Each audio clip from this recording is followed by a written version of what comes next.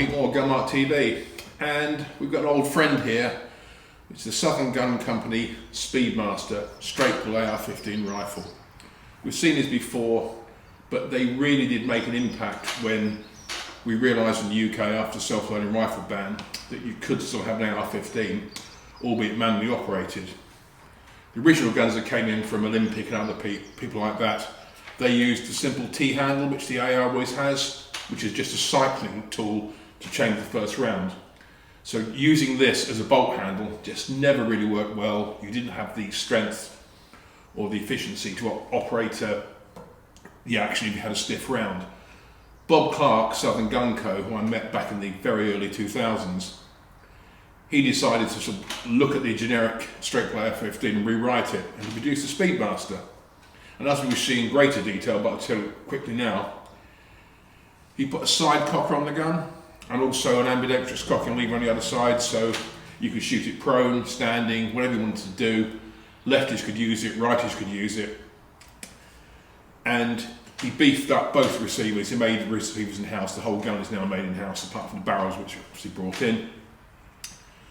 But he really did, should we say, set the tone for what's to come. And you go to most practical rifle, service rifle comps today, or you just see guys who want an accurate rifle on the range that looks like an AR15, and it's mainly Speedmaster. There's other people that make guns, and they do a very good job, no question about that, but not many have embraced the fully ambidextrous thing. And plus the fact any AR15 is what I would call a movable feast. Your main fixed bits will be upper and lower receivers and the barrel. Everything else is just up to you. So you can have a fixed butt, you can have a telescopic butt like this, you can have a round forend, you can have a forend like this which is detachable, you can have a military style forend with a foresight on it, you can have a rear sight if you want it, you have a heavy barrel, light barrel, short barrel, long barrel, Picatinny's on the bottom, on the top for mounting scope or bipod. It's really up to you, and that's the beauty of the Speedmaster and also the generic AR15 straight pull in the UK we know today. As I said, this is not a new gun to most people, but if you are a new shooter and thinking maybe I want something accurate and not just for range work, this will make a great fox and one-jack gun. This rifle here has one of the new fluted barrels, 20-inch tube, say heavyweight, approximately just under an inch in diameter, with a muzzle brake at the end, and the muzzle brake on a 223 is debatable, maybe for fast fire when you've got to keep the gun down, but again that's up to the buyer, because SGC offers a gun builder program, so you can build your Speedmaster whatever way you want, and there's a lot of options. For example, this is the quick detachable forend that Bob originally made for his lever release rifles, which the government very kindly banned, so didn't like them. But obviously he's invested in this, so you can take the forend off, you put something different on. This one has Picatinny top, Picatinny bottom, you put M-lock on it, and here I've fitted a Accutac bipod, just clips on, very good for when you're precision or prone shooting, a little bit heavy. So the up and low receivers are made in-house, and they are heavier than a standard AR15 receiver.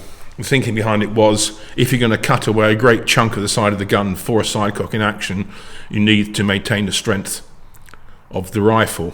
The lower again is the same thing, it's a little bit differently shaped, and obviously it takes any AR15 type pistol grip. This one is a Hogue, rubber over molded, but most people use Magpul, but there's tons of different things you can use on it.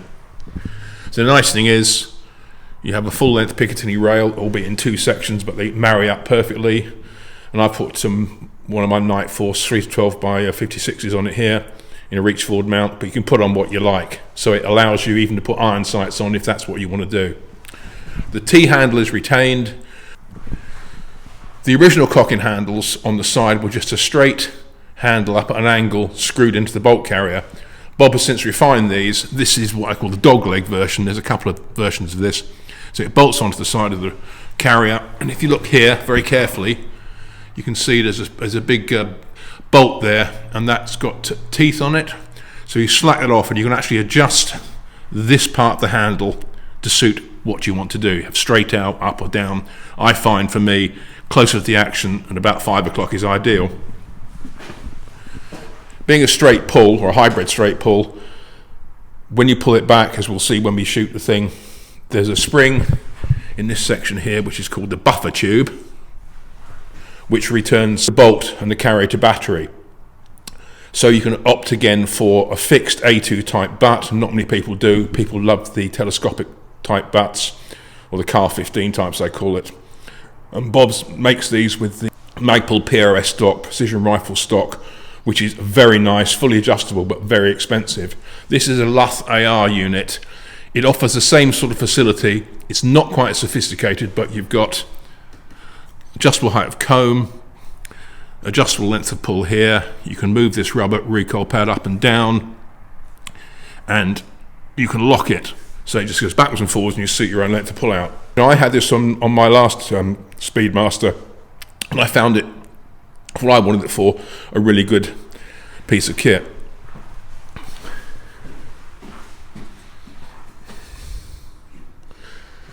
Moving to the other side, it's almost a carbon copy apart from the obvious.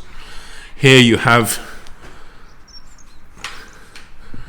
the left-hand cocker, which we'll see in action. It's a really useful piece of kit. As I said, it allows ambidextrous operation, or if you're lefty, you can just reverse the way you run the gun. There's no problem, there's no disadvantage. Classic AR15 is the safety. It flicks forward for safe, flips up for fire, easy to operate. This button here is a bolt release, and what Bob's done fitted here, which is not standard but it's an option, you have the ability here to have a magazine release this side as well as the standard button on the other side. Trigger on this gun is not too bad. Most of the ARs I've had from Bob have come with a sort of military style trigger that's been slightly tuned. This certainly seems to be a lot better. Again, we can see the stock in relation to the rest of the rifle. And that's really the AR.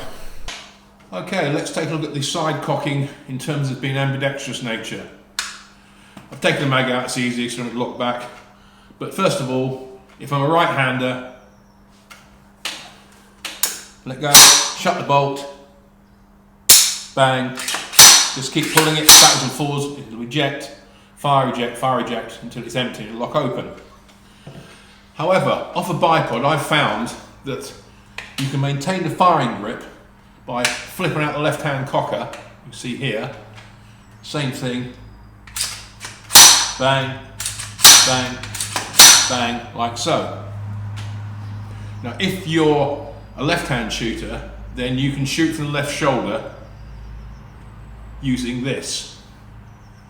But if you're a right-hand shooter, then you shoot from the right shoulder using this. But as I say, the whole gun is ambidextrous, and that's what really makes the rifle. The most common chambering for any Speedmaster, or in that fact, any straight play AR15, is 223 Remington / 5.56 NATO. This barrel has a 1 in 8 twist, as most guns do in the civilian market. So you can use 55 grain, which is a standard 55 grain load, a bit like the old original US M193 ball round, and they will shoot about an inch. Basically, the twist is not really compatible with that weight of bullet. I've had great success with reloading for mine, and this is a 69 grain Sierra TMK tipped Match King, and that runs around about 2,700, and with that in the 1 in 8 twist barrel, the rifle will shoot ½ inch without really trying. Other people use the SS109, which is military surplus, the standard ball round you have today for the NE223 rifle, and that works pretty well in the rifling twist, and you can go up to 75 grains. I've shot some PPU 75 grain boat tail hollow pipe match, and again that will shoot nice and tight.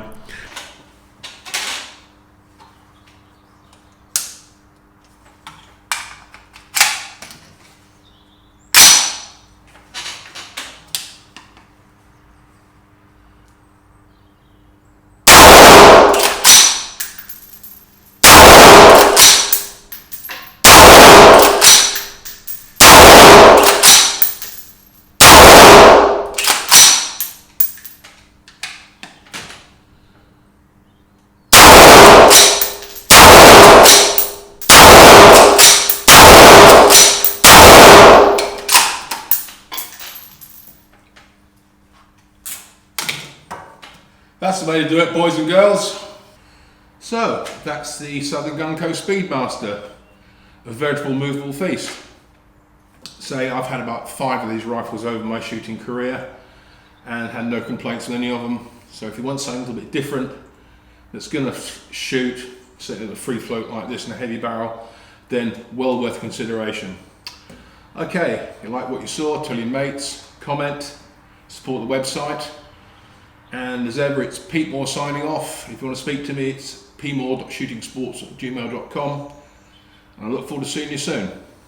Safe and good shooting.